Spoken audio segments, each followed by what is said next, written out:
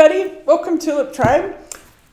I'm not Leanne. You noticed that, I'm sure. I'm teacher Michelle, and we're shaking things up going forward. Going forward. For the rest of this year, we are going to rotate through all the teachers so that we kind of keep our creativity going and inspire you so you don't get tired of just looking at the same person all the time. Not just Leanne, but the three of us. So we drew names, and I'm the one for today, even though I was last week. So glad you're tuning in. Make sure as you get settled with your beverage, I brought mine today. It's water, honestly. And put your tulips in if you're a tulip. Tell us where you're from. If you have been a longtime watcher but haven't commented before, please comment. Tell us where you're from. And if you're a first-time visitor with us, whether you're on YouTube or Facebook, please do the same. Tell us, say hi, I'm new, first time. The Tulip Tribe, you will find, is a very friendly group, and we'd like to say hi to you, and so would they. So speaking of the Tulip Tribe, working with the tulips on Facebook, we have Caledonia and Marisa here in the studio. Say hi, Marisa. Hi, everybody. And then on YouTube, we have Susie and Carolyn with us in the studio today. Hi, everybody. So Leanne is out working remotely today. We just kicked her out and locked the door and said, we'll see you later. So we're just doing a little teacher takeover, and it was a good day to do that because can you see the amazing flowers behind me? I wish we had smell-o-vision because it smells amazeballs in here right now. We have flowers from Floral and also Garden Roses Direct. So we have beautiful David Austin roses. We have amazing flowers from Alexandra Farms. And then I don't even know where to begin. It's almost overwhelming. So I guess I'll begin at the beginning with who's popping on, who's saying hi. Well, so far on Facebook, I see Jim and Elisa, Joanne, Debbie, Kim, Robin, Roxy, and Scott, and they're still coming in here. Excellent. Well, good. Well, I'm glad you guys are taking some time to join us. In Portland, it's horrible weather today. Pouring down rain, sideways, hailing, the wind's blowing. It's an apocalypse. I don't know. It's terrible. So I'm going to start with doing a hand tie. Normally, I'm an end result person. So I'm stepping out of my comfort zone today. Normally, I would come into the studio, look at the flowers that we have, check my containers, see what I want to build, sketch it out, do a little dry run in my head, and then work from a photograph or an illustration, a sketch. 90% of the time, it turns out exactly how I've sketched it. But for me, that gets it out of my head and onto the paper, and then it's almost like I'm following a recipe in the kitchen. I'm not doing that today. I am just going to create. I'm going to let, as Carolyn would say, let the flowers speak to me. Hopefully they don't cuss me out, but I'm just going to play with them, enjoy them, talk about the different varieties that we have because they're over the top. Carolyn and Marisa have a sample of everything on their tables with their computers because I couldn't keep track of all of the names of the roses that we have in. Either. Yeah, they have little tags, so I'm going to go, what is this? And they're going to tell me. So since we are working with some garden roses today, tulips and non-tulips, everyone visiting with us, what is your favorite garden rose? Do you have a favorite? Do you like the big, bold whites? Are you somebody that likes the creamy centers? What's your favorite? Who do we have with us in YouTube land, Carolyn? We have Wayne, Miriam, Janet, Haley, Maribel, April, Leanne joined us from afar. Hi, boss. Connie, Rose, Rhonda, Mary, Marmac, Yurik, and Janie. Wow. Well, gosh, guys, you're doing well today. Hi, Mar. How is it? What are we having for dinner? So I'm just starting with a floral netting armature here. and adding a little bit of foliage in to give me some structure and basically to give me a handle, because otherwise I don't really have a whole lot to hold on to. I like to start with that just to give myself a little bit of something in there, and a handle, of course. And now it's the fun part. I'm going shopping in this beautiful array of flowers back here. I don't know. Let's start with these fellows here. And what one is this? This white one. Marisa, do you have a tag on this little darling here? Okay, give me a second, because we have a few different. I know. It was right here, Okay, if that so helps. That's like the white. The white one. Is it that guy right there? Yeah. This one is Princess Miyuki. Princess Miyuki. I don't know if that shows up as much in person or on camera as it does in person, but holy free holies, is it gorgeous. It is absolutely gorgeous. They're all gorgeous, frankly, but these roses it's a treat. And, we live in Portland, which is the Rose City, so I think we have a special appreciation of roses. We didn't have our Rose Festival this year, per se, but next year we'll have that. So I have a couple of those tucked in there. They have kind of at first glance, I thought they were all white, but there's a little lavender tinge in the center. It's not going to pick up on camera, I don't think, but it's just the softest kiss of color. It's just really, really delicate and very feminine, very, very pretty. Anybody else that we need to give a shout out to? Do we have more tulips logging in? Yeah, first I'd like to give a shout out on Facebook to Beverly, who's from Ontario, Canada, and it's her first time with us. Awesome. Well, Beverly, thanks so much for coming and joining us and telling us it's your first time. Toronto, that's your neck of the woods, Marmac, isn't it? So make her welcome. And Marmac says that hubby's making a delicious homemade chicken soup. It's simmering away and smells divine. Excellent. Says you're on her big TV. Ooh. Oh, really? Okay. You're brave. The big TV, huh? Well, good. Well, chicken soup sounds like a perfect addition to today, let me tell you.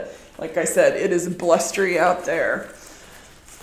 And then we also have a few more tulips that are coming in. Uh-huh. Oh, wait a minute. I just saw Nancy Cody just pop in. I don't know if I'm not going to say, I'm going to say congratulations because we just sent her certification and she's FDI certified now. Yay, congratulations. Awesome. You can frame that bad boy when it shows up. So I don't even know if I literally graded it about an hour ago, so I don't even know if she's even If she knows yet. she's certified. Well, good. Well, good for you. That's wonderful. And then, let's see, we have Cindy, Nora, Therese, Arthur, Roxy, Sheila, Anise, and Lori.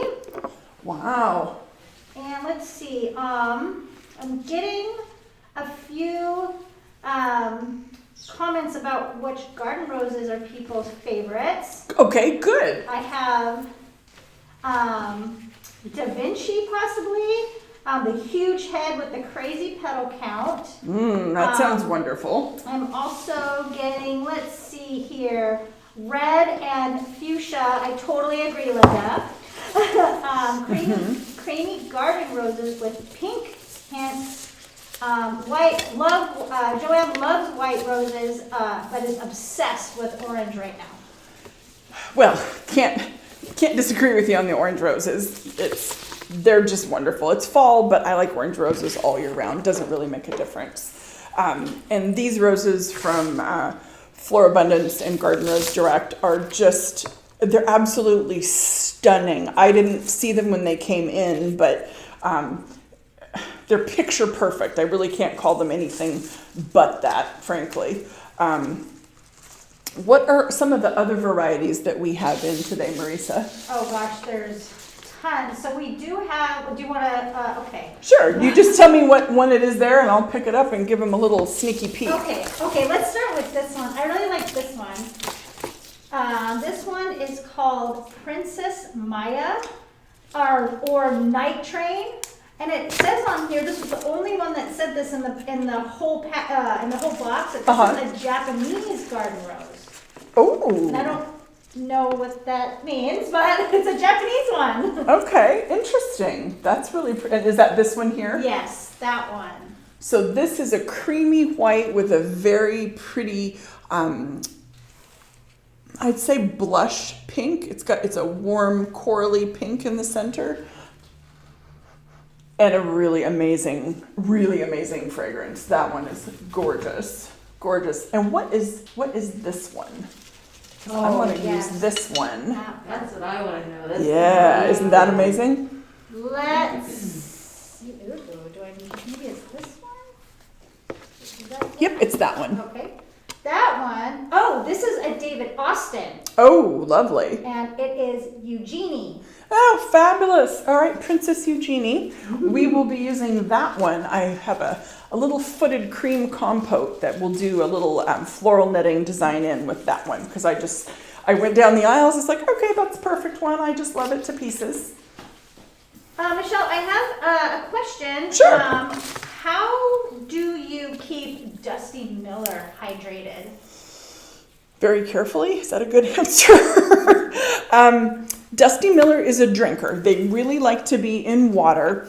And just making sure that you do proper care and handling on your Dusty Miller is huge. So when you get it, remove any damaged leaves, check for anything that's damaged on the stem. Give it a fresh cut. I quick dip almost all of my product when it comes in. Since I do mostly events when I'm not teaching, I want to make sure everything is really full and hydrated. So I would give all the stems a cut, dip them in quick dip, and then put them into my flower food solution and keep them in my cooler. If I feel, this one's very perky, they're all actually just gorgeous Dusty Miller. If I feel like they're a little on the limp side, I might loosely wrap the bucket with some paper to help support the leaves while it's in the cooler. So if they were a little dehydrated when they came in, with the quick dip and the flower food and rehydrating them, as they become firmer and they're wrapped in paper, that should help keep their leaves a little bit more upright. So that's how I work with the Dusty Miller. Yes, Marisa. Lori has a great question. So Shua? She is asking if we know of a lilac or purple garden rose. I just wonder does Garden Roses Direct have any type of pictures that they can go off of by color or anything like that? Yes, so excellent. And that was Lori that asked that? Yes, Lori. Yeah, great question, Lori. Garden Roses Direct's website is ridiculous.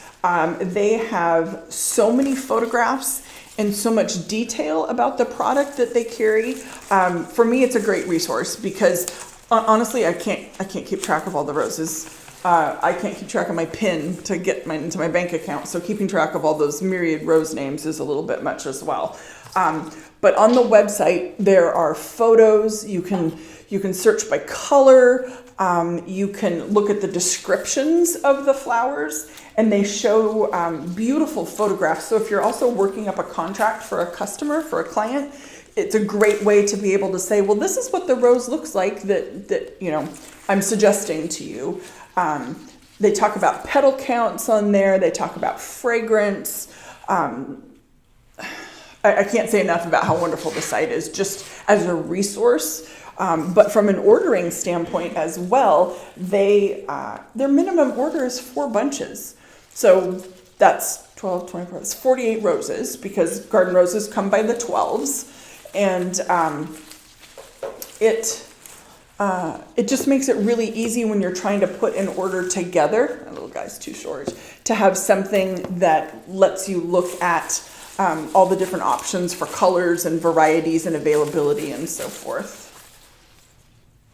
Well, I see some Lysianthus over here that look really yummers. Do we have any other questions out there? Well, Debbie's got a question. I'm not sure if you can answer this or not. She's wondering how to keep Dusty Miller growing in pots through the winter.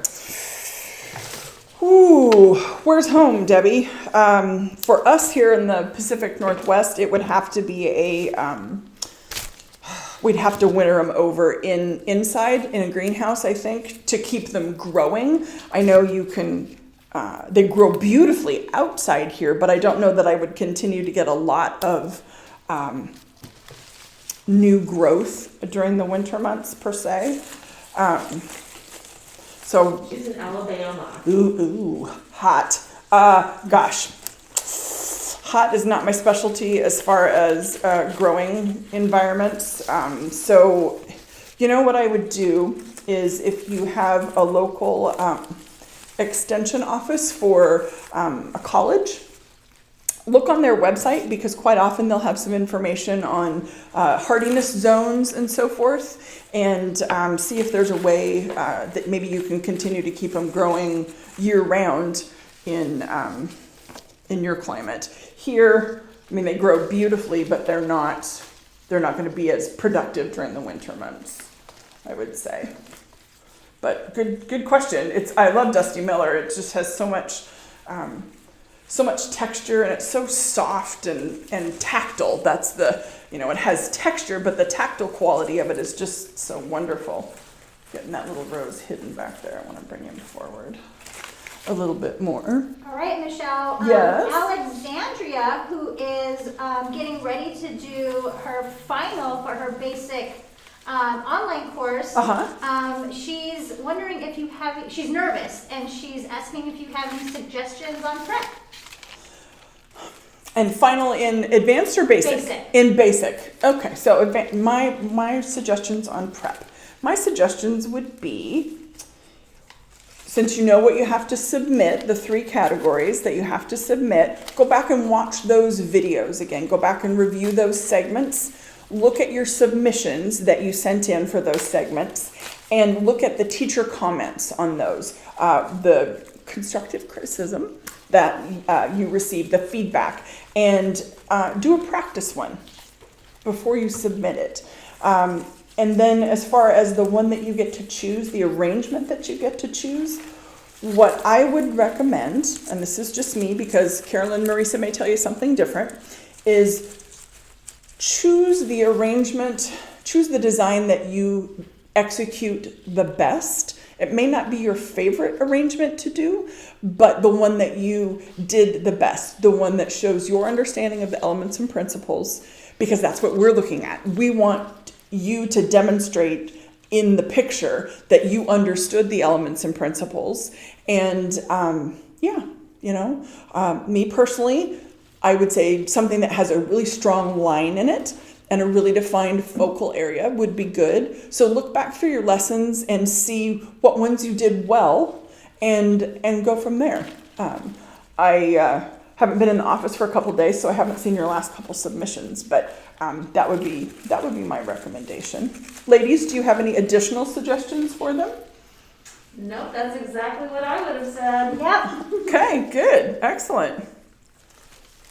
Let's see. I have a question over here. Vega noticed that you are mixing your garden roses with eucalyptus. It's okay to do that?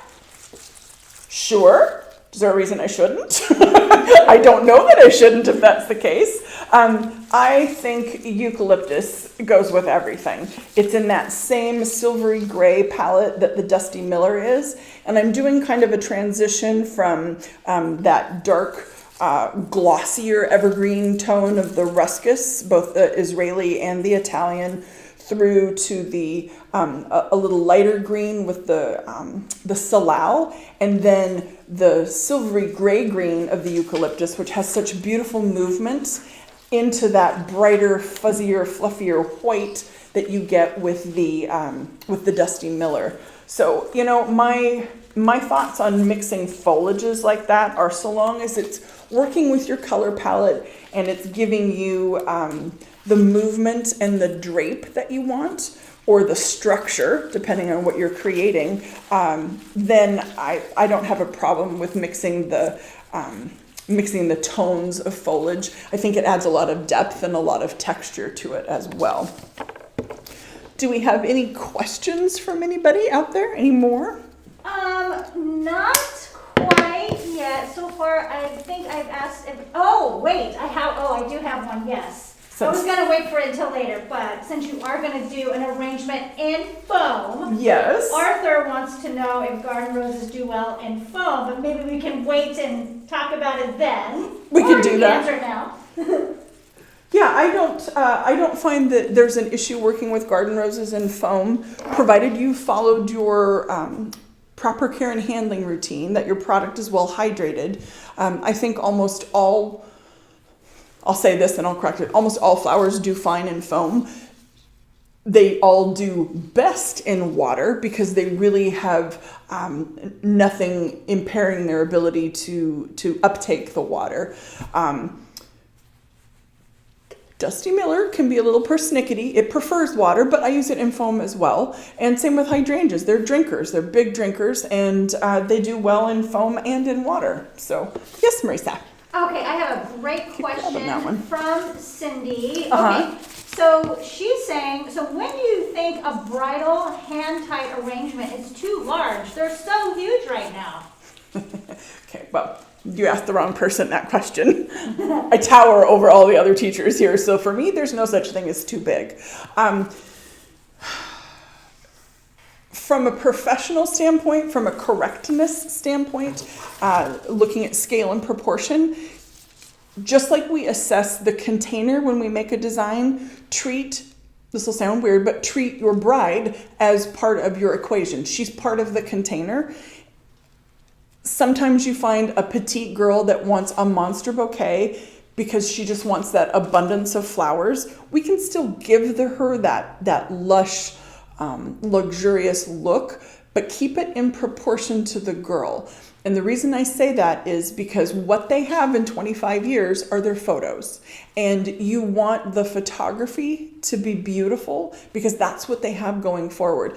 The flowers make the photography, frankly, but you want to make sure that it's proportionate. Now, if you're doing an art piece or a styled shoot where you're trying to show above and beyond, show kind of the outrageous, the creative, then I think is the time to pull out all the stops and get crazy and wild and go, monstrous large. But if it's for an actual customer, I prefer to tone that down a little bit and make it more size appropriate to the girl. I just find for me that works better. Ladies, how about you? What's your take on, is there such a thing as too large with a bridal bouquet? Well, it all depends on what the client wants, right? Yeah. However, I believe it's our responsibility as the professional to say, hey, you might get swallowed and look, because the bride wants to be the focal point in the photos, right, at the wedding rather than the bouquet. Huge bouquet that Yeah. she's, Yeah. Many times I have seen the photos of a bride after, the wedding photography, and she looks kind of like a topiary, just because there's so much there. And yes, lush and beautiful and exciting and bouncy and all that good stuff, but scale and proportion, you really have to keep that in mind, I think, in order to make it appropriate and make it beautiful. Marisa, you have a question. Well, Vega commented back. Okay, so apparently eucalyptus is high on ethanol and roses are sensitive for ethanol. And that's what she learned in her flower school. Oh, I did not know that. I did not realize that there was a higher off-gassing of that with the eucalyptus. They don't smell, but that doesn't mean anything. I don't know. I guess I'll have to take a look at that and see. I feel like I need a little bit of extra something in here. Oh, maybe. Nikki says that when she thinks of big, she immediately thinks of Princess Di's wedding bouquet. Mm-hmm. Yeah, so you're dating yourself there, hun. But I think if you look back at those photos, that was definitely a point in time. But if you look at Diana wasn't a big woman, but if you look at the scale of her dress, that train was 20 some feet long, and the skirt was full and the veil was big. So proportionately, the bouquet was appropriate for the rest of her attire. Fast forward to when John F. Kennedy Jr. got married. And his bride wore just a slip dress, just a silk slip dress, literally looked like a nightgown. And her bouquet was very tailored, very clean lined. I believe it was just calla lilies, very clean lined. So it did mimic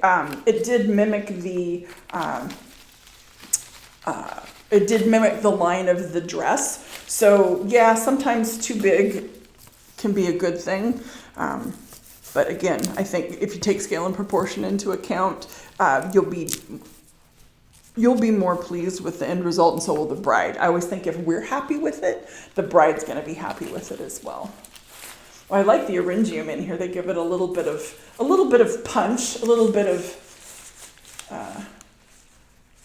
extra something. I find it so neat to see just how the same type of flower comes in kind of different shapes and sizes. When we got Orangium in class a couple weeks ago, they were teeny tiny. Yeah, very, very petite. And these are called like Giant George or something like that, I think. Like I said, I couldn't keep track of all the names on the list of the varieties, but they're definitely a larger than normal size.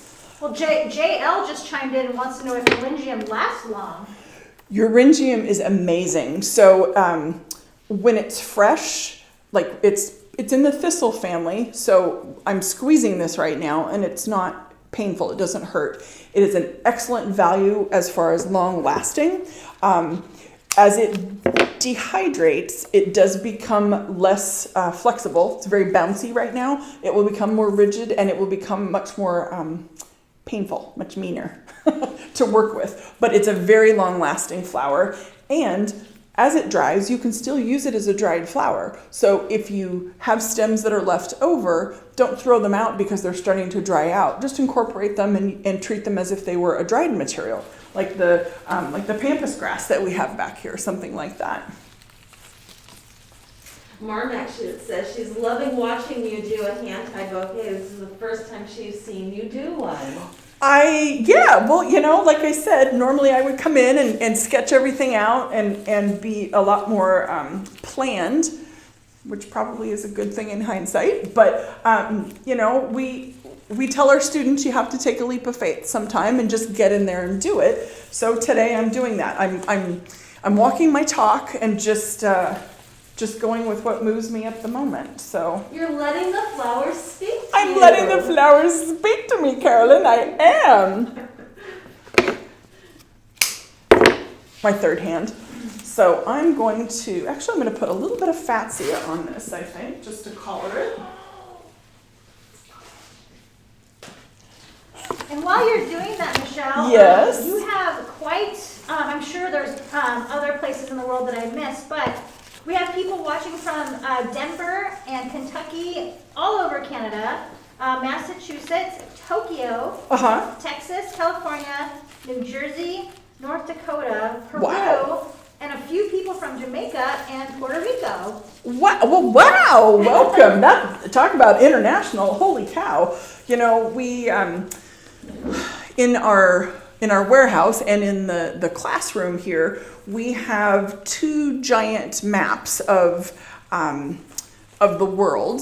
One is predominantly North America, South America, and then one is everything else flattened out. And we have a push pin on the map for each place that we've had a student. Now, we've had multiple students from Seattle or Des Moines or someplace like that. So we just put one pin, but we literally have pins in almost every country. It's really quite amazing. We've had students come from Jamaica and from the Bahamas. They've worked in the hotel industry doing destination weddings and such. So wonderful. I'm just thrilled that you guys are joining us today, and trying to find a pair of nippers here, trim these down. So yeah, welcome. Thanks for chiming in and saying where you're from. Carolyn, do you have a question? I do. We're getting lots of questions on where those flowers you're using have come from. So as far as country of origin, that I can't really speak to, but the product that we have today is all from Florabundance. and Garden Roses Direct. Floral Abundance, oh my goodness, they have, I know I was talking about Garden Roses Direct website, but Floral Abundance has an amazing website as well. You can shop on that site by color, by variety, by season. It's very user-friendly, it's very searchable, which I think when we're trying to put together a palette for a client or even just inspiration for ourselves, it's extremely handy. You can order mixed boxes from them. You can, I'm trying to think of the last pull that we got was just an amazing assortment of different products. It's very easy to ship with them. They make the process super, super simple. Caledonia and Susie, if you haven't already, if you could throw up a link for florabundance.com on there so that everybody can kind of pop in and take a peek at what I'm talking about with the ease of use on these websites. I'm going to set this one down. And Marisa, you have a question. Oh, no, just giving you a thumbs up. Okay. However, though, shout out to, we have someone watching from Chile, and then also someone said, don't forget Wales. Well, I may have to look on the map when we're done. I don't know that we've had a student from Wales. We've had students from England and Sweden. I will have to look and see remind me, Marisa, that's on you. Remind me to look and see if we have had someone from Wales or not before. But okay. It's your job to keep track of me today. Oh boy. That's a full-time job, right? That's yes, right. Yes, it is a full-time job.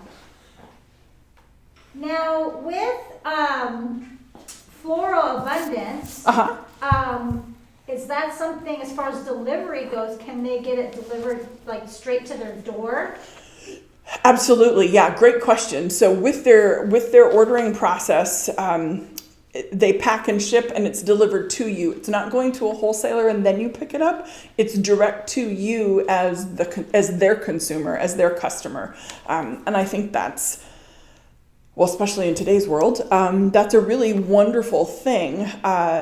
It saves you as the designer, the florist, it saves you time and money because the product's coming directly to you. I live in Vancouver, Washington, which is just across the river from Portland.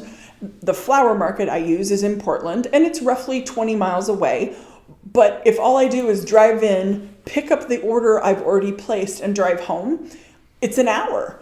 And if the flowers come right to my door, that's an hour of productivity as opposed to driving, which today was in the rain and the hail. So I would have been very happy if if the live was delivered to my front door today. But so the next one, I grabbed this really pretty footed porcelain container, pottery container, and I'll tilt it a little bit because I have water, but we have a floral netting armature in there, and I have taped it in. I was playing with it. It was pretty secure without the tape, but I knew that you guys would tell me to tape it in, so I've taped it in just so everybody stays happy today. And I'm that one was kind of creams and whites. I'm thinking I'm going to stay on this side of the set for this one because of this creamy tone, working with some of these, I'm going to call them the dirty palettes. So they have more tones, more grays in them. The peachies, the soft yellows and so forth, but they have just a little bit of extra something in there. Look, these are kind of tucked in here, but look at these hellebores. These are double hellebores. So the woman in Alabama, sorry, started with Alabama, thank you, that was asking about that. I don't know if those show up on camera like they do in person, but these are stunning. At best, they are stunning. And then we have some spray roses. Marisa, do we have a variety name on this one? This kind of dusty, pinky one? Yeah, it should. The tag should actually be somewhere in there. I didn't. Oh, I found it. Yeah, so sorry about that. That's okay. Nope, I didn't go. So this one is called Wabara Aioli. And it's very interesting. It has a a peachy pink tone to it. But as the petals start to open up, as the rose starts to open up, they're shifting to kind of a lavender color. So you're really getting this very interesting natural color shift. It's not been enhanced. We haven't airbrushed it with any kind of floral dye or paint or anything. It's just as the flower opens and matures, that's what the petals are doing. So it's really fun to watch some of these things open. I know Leanne talks about on occasion that order flowers for yourself once in a while. And honestly, with only 48 stem minimum, a 4-bunch minimum from Garden Roses Direct, pick 4 varieties you've never played with or never seen and treat yourself. You could do the same with Floral Abundance. Do a mixed box of something and play with the flowers. Do kind of what we've done here, put them into specimen vases, if you will, and watch their life cycle. How do they open? How long do they last? Do they have fragrance? What happens if I put them in foam? Do they do better in foam than water? So do your own little lab experiment. And the bonus is you have beautiful flowers to play with in the process. So I'm going to grab a little bit of, I brought some sticks in today to play with, so I'm going to grab those. Do we have anything happening in YouTube land? Yes, Wayne is curious if Floral Abundance or Garden Roses Direct offers a student discount. You know, I don't know that it's a student discount per se, but we do have, I guess it's a code, you would say that there's a code that gets you into the system, gets you a discount on your first order, I believe. And Caledonia, I know you've posted that before, so hopefully you can throw that up there, and or Susie. Off the top of my head, I don't remember what that is. I'm sorry, but I know we do have some treats for people. And I'm sure it wouldn't hurt to even just say, hey, Floral Design Institute somewhere, and they'll probably honor something. Absolutely, yeah. Both of those companies are just so amazing to work with. I love. Well, Yoast is awesome. What's not to love? But it's just a treat to work with a company that understands what you do and is helpful. Their salespeople are just really, really fun to work with, wonderful to work with. That might be a little big, but we'll leave him for the moment. So I brought in some magnolia branches from my tulip magnolia trees. I have 2. This is off a big purple tulip magnolia, and I don't know if you can see, it's kind of mossy and old. And then I have a white tulip magnolia that's a little bit smaller, but you can find any kind of blooming branches at your local wholesaler. I just happened to, be getting ready to leave and walked out and thought, I'll grab these, they're fine. So going back to the Helleborus, are those long lasting? Yes, I find that the hellebores are very long lasting. As they mature, they become kind of papery, which is really nice. It gives it a little different texture. I have some in my cutting garden that I almost hate to cut because they're just so pretty in the yard, but they do last very well. So I'm going to tuck just a couple of, well, he might be a little too big. I'm going to tuck 2, but, oh, there we go. That'll work. So I'm trying to let them speak to me, Carolyn. Right now they're fighting me. So Michelle, as you're placing that in, as far as garden roses, I know that they can be a bit, a little bit more expensive than a regular rose, but as far as their longevity, would you say that they last long and basically worth the price? Yes, excellent question, Marisa. So yes, there's a perception that garden roses are very expensive, that they're a luxury bloom. That's true. They are more expensive than your traditional hybrid tea. However, the vase life on them is so exceptional, such a long vase life. I find that it is well worth my investment, I guess I would say.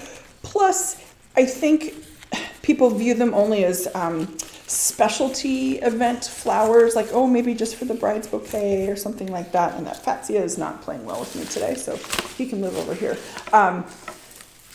But because they're such a long-lasting flower, have such a long base life, you really do get your money's worth on them. And they just continue to open and evolve and bloom as you're having them in an arrangement, whether that's a test arrangement or if it's something that you've sent out as a centerpiece or a bridal bouquet. They just continue to bloom and evolve. Frankly, for everyday work, I think garden roses are wonderful.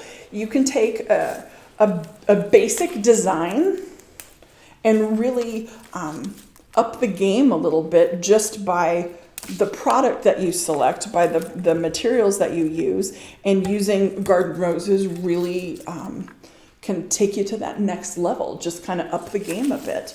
The nice thing, like I said, 4 bunches minimum. You could pick 4 different varieties, and that gives you something to play with and try with. If you're in a retail environment, you don't know if you can sell it until you show it to the customer. So if you don't have the roses in, you can't sell them.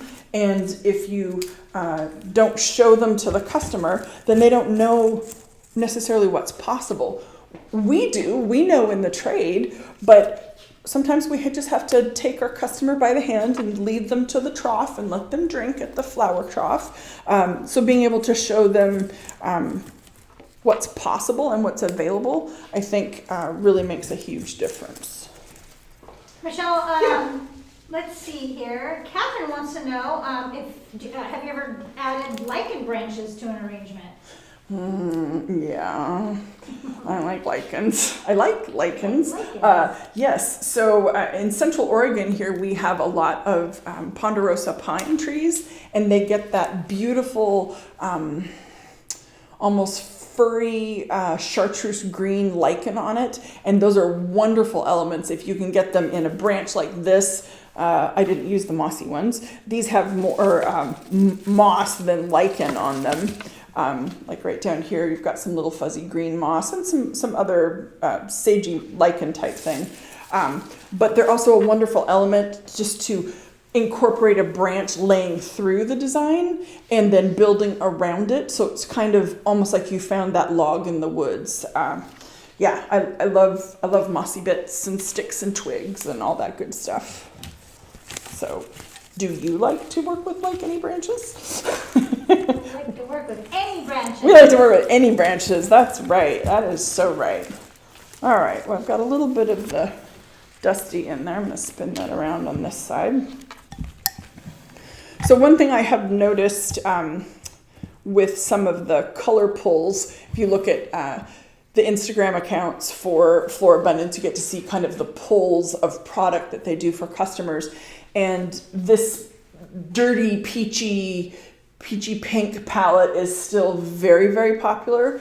We're seeing those blues and lavenders, kind of the mauves, if you will, the throwback to the 80s colors, the dusty rose, the dusty mauve, the dusty blue, kind of that French colonial look.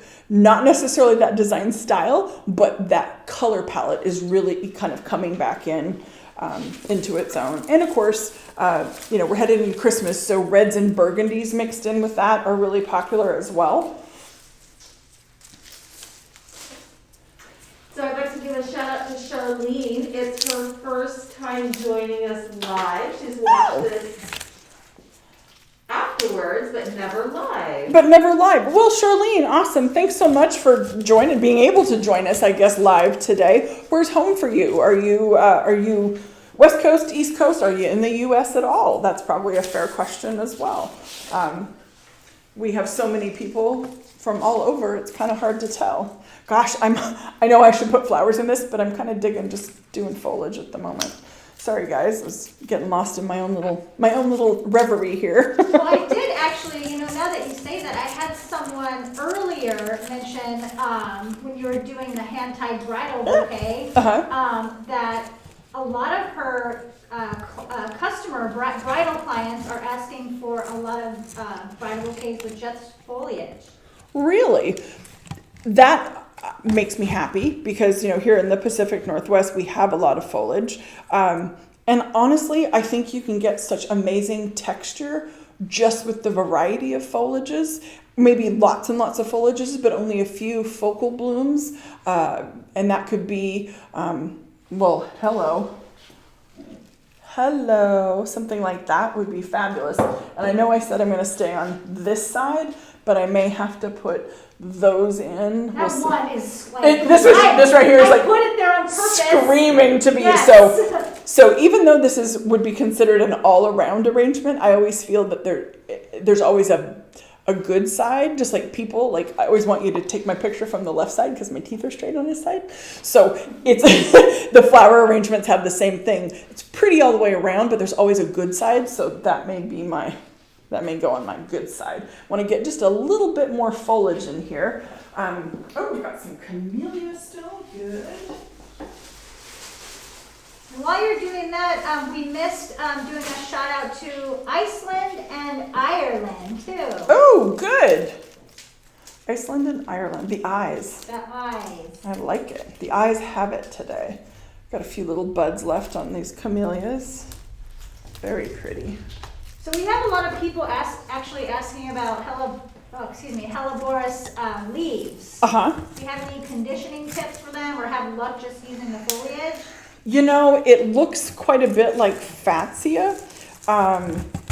I personally have not had, this twig and I are going to have a chat. Bad monkey. I personally have not had good luck using it as a cut foliage, and that could be the variety of hellebores that I have in my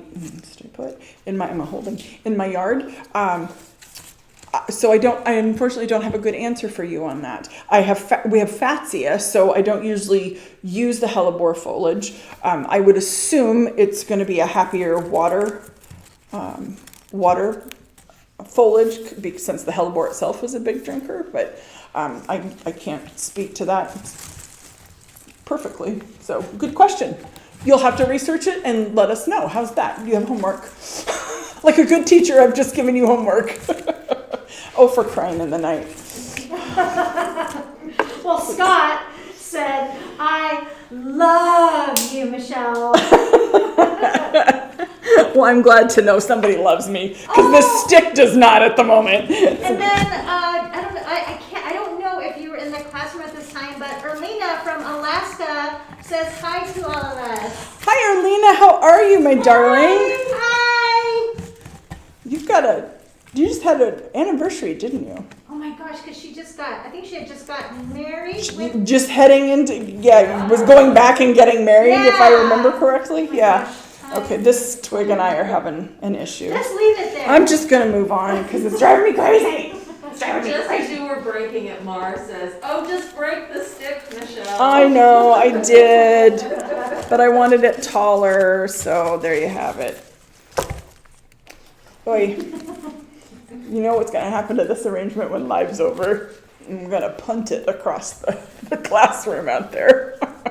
Oh, and then Joanne says she loves you too. You were one of her teachers in 2015. Oh my gosh, Joanne, you got me right out of the gate. I'm sorry. I'd like to think I've gotten a little better since then, but maybe not. I don't know. Good. Well, glad that you guys are still tuning in, and we tulips hang together. Oh my gosh, I missed these over here. I was going to mention it, but I was like, I don't know. Can you see these? It's a fern, obviously. And what is the name of this one, Marisa? It's got a wonderful name. Let me look. I feel like I actually missed that on the list, but give me one moment. Okay. If you don't find it, we'll post it later so you all know what Okay, I have what it. it is. Okay. And I don't know if I'll say it correctly. Is it Heleco or Helecho? It's Helecho fern. Oh, I don't know. I'll type it in so people know. Okay, there you go. That'd be good. And somebody may be familiar with it. Oh, Stick, you and I, we're going to just have issues today. They're just days, All right, so I'm going to work with some of these gorgeous carnations from Flora Abundance. And this is that dusty, muted palette I'm going to use these just to do a little brightness down into the arrangement.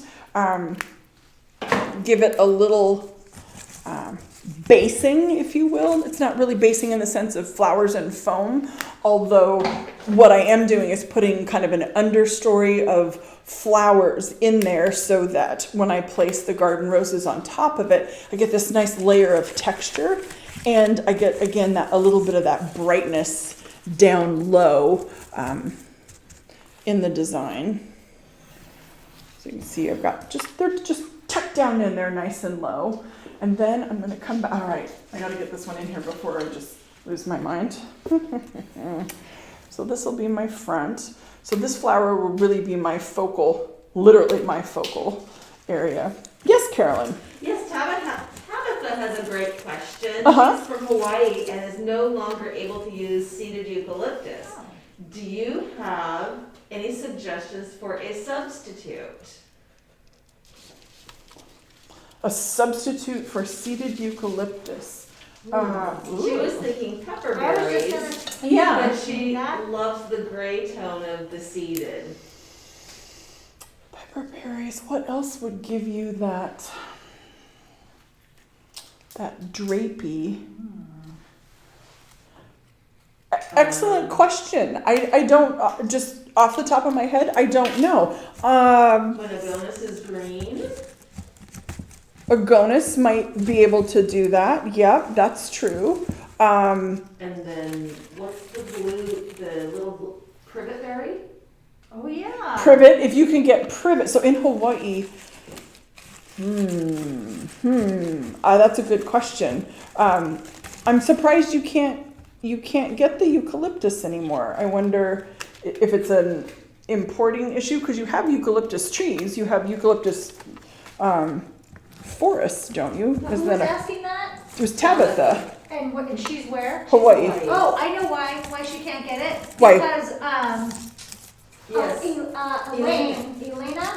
Eliana. Oh, uh-huh. Yes, they just banned seeded eucalyptus in Hawaii. It's like Oh, it's an invasive species. It's your ivy. That's Okay, why. gotcha. Yep, okay, well that's stinky. I'm sorry. But yeah, I think the privet, if you could get that would be a nice option as well. Gosh, I can't think of anything else immediately that would give you that same look. Oh, those are so yummy. Can you see how many buds are on those stems? Was this a garden spray? Is that what this one was? Those came from Floral Bounty. Okay, and this, I see my little tag. This is a South American spray rose, and her name is Justine. And my goodness, it looks like just a little garden rose that you put in the dryer and shrunk it down. Absolutely amazing high petal count. Ridiculously high petal count, in fact. I'm looking at this and thinking, oh, the body flowers and corsages Carolyn and I could make. We'd just be so happy, so happy in our little happy zone. I'm going to save that one and do something with him when we get done with live. Michelle, Yes. So Therese, one of our past students, she just commented on here that fern, and again, I don't know if I'm saying this correctly, but haleco or halecho actually is fern in Spanish. Oh, Yeah. okay.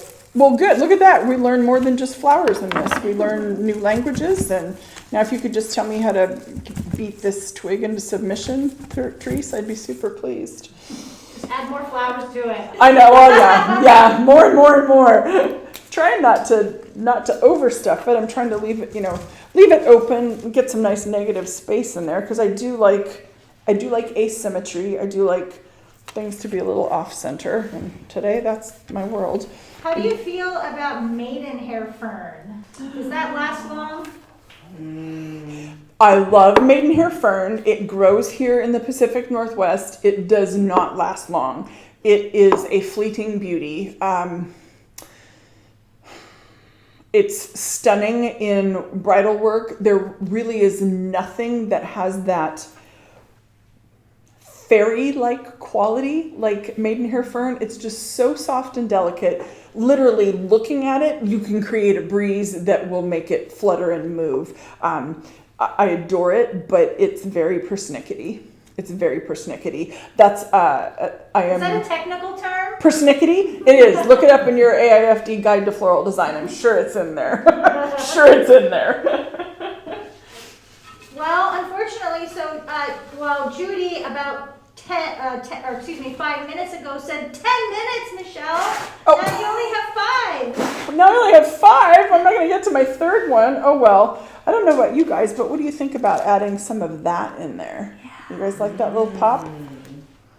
And this little darling, do we have a tag on this one? I know that one because it's one of my favorites. Is it? Which is this? That one is piano. Ooh, wow. Okay, I've never seen, can you see, let me move this. Can you see how long these stems are? Let me double check though. But I'm pretty sure. But even in general, even if it's not piano, the fact that the stem is so amazingly long, I have to give a shout out to the Garden Rose growers, David Austin and Alexandra Farms, and you can order both their products through Floral Abundance and Garden Roses direct. Used to be when we got a garden rose, the stem was from here to here. It was a very short stem. It didn't give you a lot of opportunities to work with it. You almost had to put it in a foam-based design, which is fine. But with a stem like that, holy Christmas. I mean, in that hand-tied bouquet, this would be fantastic because I could leave it on its natural stem, which means it's going to drink well. But this is a foam-free design with the floral netting, and I am going to cut that stem off. But I just had to point out that the stem length is ridiculous on these roses. Did you have a question, Carolyn? I saw you. You're just waving at me. That's all. You're just waving. I asked my question. You asked your question. Okay, very good. Well, before you do end the live, would you just mind though mentioning, because Scott did ask about those cool green roses there. Oh, yes. Would you mind just, let's see, what is that one called? Let me tuck this guy in while you look his name up. That one is Princess Midori. Princess Midori. Oh, okay. They look like Brussels sprouts. They kind of do. Let me slide this. I need another one in here. I need a little bit of that depth burgundy back here, but I'm going to scoot this over to the side for a second. When I came in today and saw these, I'm like, what are those hops? They look very much like a hop. Like you'd make beer with. Oh, come here. That's what they look like. Yeah, it looks like hops to me. It does. Which in our area is hugely popular, not just because Portland's a microbrew capital, but because we grow hops. They're holy cow, look at that.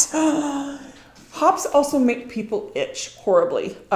Carolyn and I both can't handle grevillea without breaking out in little hives, and I learned last year that hops do the same thing to me. So if somebody asks for a hop boutonniere now, this is what they're gonna get, because the petal count is just ridiculous. And this is called Princess Midori, is that right? Yep. Everyone's commenting like, oh, like Midori, the liquor? Yeah, Midori melon, yep, that'd be the one. So that nice green color, but here's another one. The laterals are ridiculously long. Can you see how long that lateral is on that? And there are so many stems on each, or so many laterals on each stem. I mean, that's a bouquet. It's kind of like put a bow on it and you're done. Goodness. So yeah, Scott, I'm with you. These are pretty phenomenal. Yeah, they might find their way into my car. Will you tell Leanne that we actually got two bunches of those from Garden Roses Direct, and she says please don't use them all because she wants some for the home. So Okay. There's All right. There's plenty. Fine. The boss said don't use them. All right, whatever. Well, I'm going to tuck another piano rose. Are these different on this side? They are. They are. Yep, they are. Okay, I'm going to use this one because he's nice and open and I kind of want the face. So I'm going to tuck this one in. Do we know what this one's called? That one, Hold it down. That is another David Austin. Another David Austin rose. And Okay. and that one is Tess. Ooh, Tess. All right, Tess of the d'Urbervilles. So I've got a little different shape. It's a flatter one versus more cupped up. I really like that in there. That little different shade of red. Not the same as the piano. And then just a couple. Tuck these in quickly. Just a couple of the peachy corally pink ranunculus to dance up above. Sorry, Leanne, that you didn't draw the tag for today to play with all this amazing product. But this assortment of flowers that we've gotten from Floral Bounty and Garden Roses Direct today is ridiculous. Absolutely stunning. And I know it looks good on camera, but it doesn't look nearly as good on camera as it does in person. The roses, David Austin roses that we have in, and also the ones from Alexandra Farms are just so stinking nice. The quality is unbelievable. So I would encourage you all to check out those websites, florabundance.com, gardenrosesdirect.com, and take a look at what they have to offer and how easy it is to order on their websites. I know Yoast put a lot of effort into making it a very customer-friendly site with Florabundance, and with the pandemic and everything else, their customer service has just been really, really exceptional. So I am going to quit fussing with this one little ranunculus, maybe, or maybe not, and just say thank you again for tuning in, and hopefully you were exposed to some new flower varieties today and got to look at the Princess Midori. That one's fantastic. But thanks for taking some time to spend it with us. If you enjoyed today's live, go ahead and share it. Share it with your friends. Log onto the websites, take a look at what they have to offer, and order yourself some flowers so that you can do something you love.